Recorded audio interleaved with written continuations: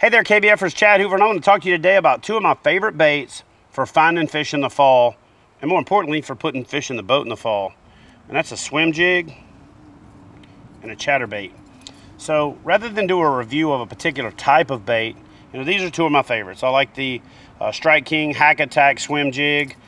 Tip that with put a trailer on that, a little Kitech swim jig. I also use swinging hammers from Power Team Lures and Zoom flukes after I've torn them, the swimming flukes after I've torn the nose up. So that's a great little setup right there. And then I also like to use the Z-Man Project Z chatterbaits. And the cool thing about these chatterbaits and these swim jigs is they have standout skirts. And what I mean by that is that skirt stands out all by itself like a hula skirt. And so it's perfect for putting a trailer on there, but when you're swimming it by itself, when you pull it, it narrows down, and when you stop it, it pulses. When you jerk it, it tightens up, and when you let it go, it pulses. So it creates a different look for the fish, and it looks like a bait fish that's turning through the water, and it gives them different angles, which works really well when you're working that bait through the water column or when you've got that bait on a steady retrieve. And so here's the deal. When I'm fishing dirty water, or when I'm fishing over vegetation that I want to pull the fish out of, in other words, I'm counting on more than just sight feeding, I'm going to choose the chatterbait.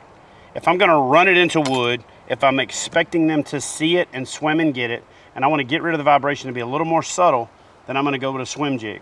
Swim jig's great for throwing into wood. It's great for throwing under docks. It's great for running into boulders and other structure.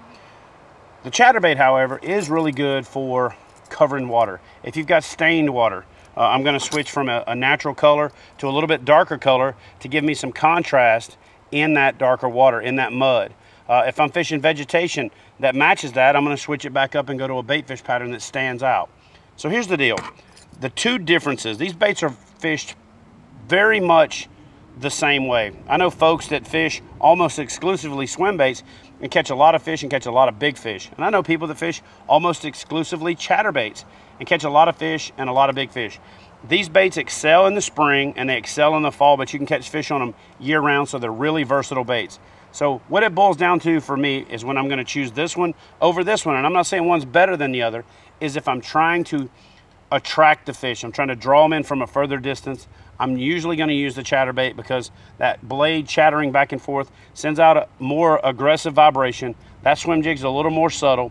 If I'm gonna fish it on a stop and go, then I'm going with the swim jig. And if I'm gonna fish on a steady retrieve, more often than not, I'm going with the chatterbait. So if you're looking to find the perfect search bait, think about adding a chatterbait with a swim bait trailer on it, or a swim jig with a swim bait trailer on it to your arsenal in the fall, the spring, and anytime fish are active. The great thing about these baits and what differentiates them from a spinnerbait or other steady retrieve, power fishing, search baits is these baits are real versatile up and down the water column. They can be fished at various depths. They can be slow rolled, they can be hopped and popped, they can be steady retrieved, they can be burned in bowls just below the surface. So if you're looking for a versatile, easy to use, easy to throw, cast and crank, throw it out and retrieve it, throw it up near the bank, fish it deep, fish it shallow, fish it everywhere in between, add a swim jig or a chatterbait, tip them both with a little swim jig trailer to make them able to be swam a little slower, to give them a little bit more kick in action, and